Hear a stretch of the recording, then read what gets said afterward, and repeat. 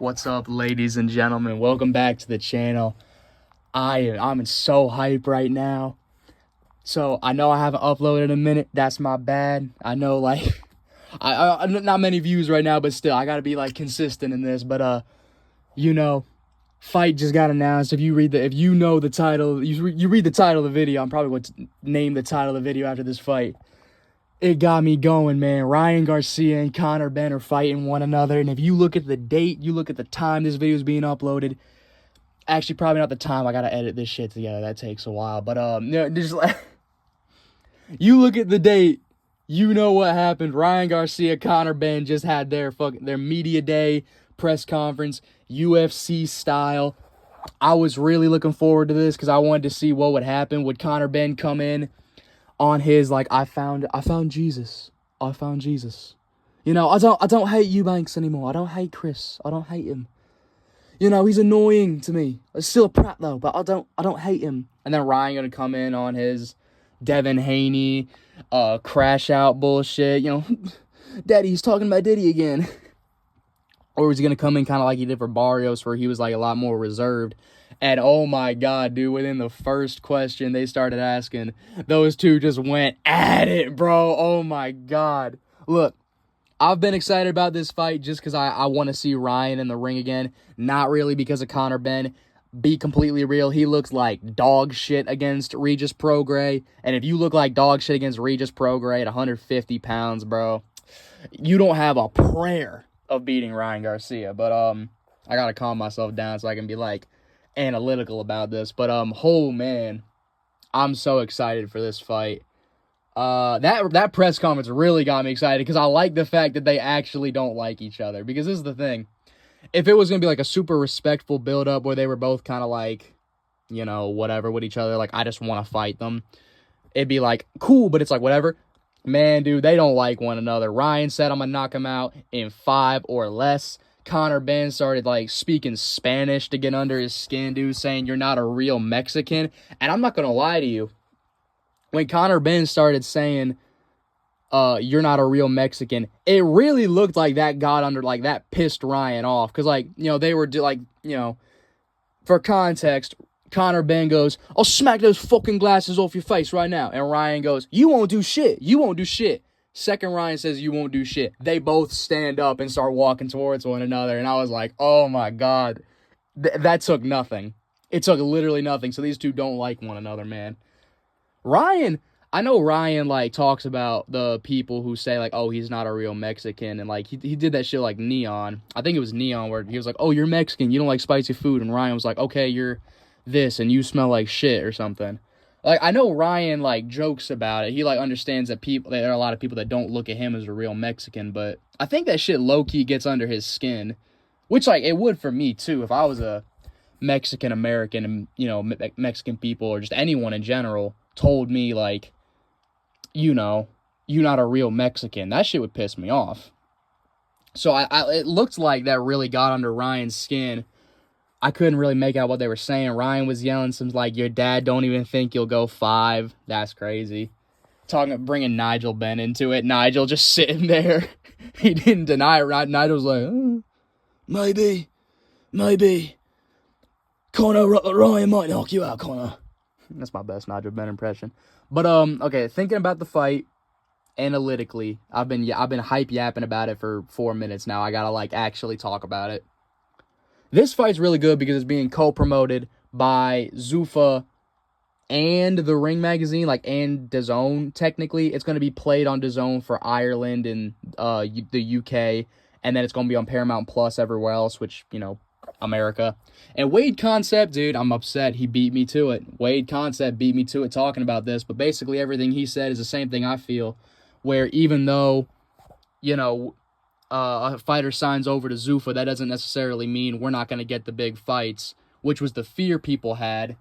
Everyone was worried about, like, oh, Benn signed over with Zuffa, you know, he's not going to be able to fight XYZ, you know, and then he fights Regis Prograis, who's not a Zuffa-signed fighter. You know, Jaio Pataya signs with Zuffa, who's he going to fight? You know, he could still fight Benavidez, you know. Hitchens signed over with Zuffa. he could still technically fight Duarte as long as they, like, co-promote and they can make it happen. The Hitchens-Berlanga fight, by the way, was also on there. Nobody gave a single fuck about that fight, which, like, let's be so for real. No one likes Richardson Hitchens. No one likes him, bro. Like, he's annoying as hell. The best moment of his career was when he called out Devin Haney and didn't fight him. It's like, it was a cool call-out, but it doesn't matter if you don't fight him. And then Edgar Berlanga. I'm not going to lie to you. I actually kind of like Edgar. I get he got his shit rocked by Shiraz, and I get that he got, he lost to Canelo, and he talked a lot of shit. But, like, I respect Berlanga because he actually takes hard fights. Like, he didn't have to take the Shiraz fight. He didn't have to take the Canelo fight. I respect Berlanga and just because he takes hard fights. Like, I kind of like him. I've listened to him talk. Like, I know he calls himself the king in New York, and nobody knows him. Like, I get it's kind of cringy. He got knocked down and, like, in a concussed state, he's still, like, clapping his gloves together on his, like, little Rocky, like, Adrian! Like, on his Rocky bullshit. But, I like Berlanga. I think he, it's basically all it is to it. I like him. Their opponents, there's not much to say about them, Hitchens is fighting a Mexican that can't even speak English. His name's Salas. And Berlanga is fighting some dude I don't even remember the name of, so... whatever. Conor Benn, Ryan Garcia was the main fight in the presser that everyone was talking about. And again, man, it really, like, one thing I want to say, because I'm not trying to be the body language expert, the, armchair psychologist. I do think that Ryan Garcia got the better of Conor Benn in these exchanges because Conor Benn's talking points throughout the press conference were mostly Ryan's a quitter. I'm a 12-round war proven fighter. He throws tantrums. Those were like his, oh yeah, and you're not a Mexican. Those were his 4 big claims. And he just kind of kept going back to the you're not a Mexican one. He just threw the one time when they had their little exchange. And the rest of the time he was talking about how he's proven, I'm a proven 12-round war, all this stuff, right? Ryan throws tantrums. He said that like 3 times. And Ryan had a lot more of like analytical answers. Like they asked Ryan, like, Ryan was just being asked questions about Conor Benn. And Ryan said Conor Benn has never fought. All of Conor Benn's big fights have been against guys that are on their way out. He's never fought up like a young rising talent. In fact, this is the first time he's ever done so in fighting me. He could barely make 149 and looked like shit. He looked, Regis Prograis battered his face in, like he had bruises all over his face fighting against Regis Prograis. And all those things. And Ryan, like, because the thing is, like, yeah, obviously, like, those are all very obvious points. But the thing, my point in saying all this is that where Conor was just trying to get under Ryan's skin emotionally, saying things like, oh, he's a child, what was the phrase he used? Throws his toys out the palm or something like that. It's like a British phrase. Conor was trying to get under Ryan's skin emotionally, trying to get Ryan fired up, like, make kind of like what he did with Eubank Jr., where he just like, instead of talking about his career, he was more so talking about how he acts and that kind of stuff. Ryan was like breaking down Conor Benn, his career on like an analytical level. And this is something I like about Ryan Garcia, is that Ryan Garcia he's a student of boxing. As much as people don't like Ryan Garcia and they don't respect Ryan Garcia, and like I understand why people don't. I personally like him and respect him. I get why people don't. He's said and done stupid shit. I'm not going to try to defend him for that. But the one thing about Ryan Garcia that I think you can say is that he's a very analytical person when it comes to boxing. I remember when he would be on the Ring Magazine show with Max Kellerman, Inside the Ring, in the earlier stages of it, listening to Ryan talk about fights, it's like you can tell that Ryan has a very good eye for boxing, that when Ryan talks about boxing, he knows what he's talking about. They asked him, like, when he was training for Barrios, they're like, oh, who are you studying? You studying, like, Manny Pacquiao, all these fights? And Ryan goes, not really Manny Pacquiao, I don't think anything to do with that fight would affect me. I watched the Keith Thurman fight, the Abel Ramos fight, where if you watch those fights, you saw that Keith Thurman and Abel Ramos were able to get Barrios with those, like, lunging right hands that Ryan threw a bunch of those in the fight. He threw lunging right hands. You know, when Ryan was fighting Devin Haney, I know he was coked out of his mind, going fucking crazy, insano style, acting like he belonged in a home. I get that. But it was clear that Ryan knew, like, there are holes in Haney's game. All I gotta do is clip him. I can take breaks. I can do these short bursts, and that's all I need. You know, Ryan was able to beat Luke Campbell, who was a very technical fighter, because Ryan knew if I press you, if I throw in combinations, if I do this, I'll be able to get to you. You know, Ryan is a very technical guy. He clearly knows what he's doing. He knows what he's talking about when it comes to fighting. And I like that he took that approach to Conor Benn, because whenever Conor Benn would say some shit to Ryan about he's throwing tantrums and this and that, Ryan would always, like, respond. Ryan would be like, yeah, cool, bro. Like, I don't really care what you're saying. I'm going to knock you out in 5 rounds. Your dad don't even think you're going 5 rounds.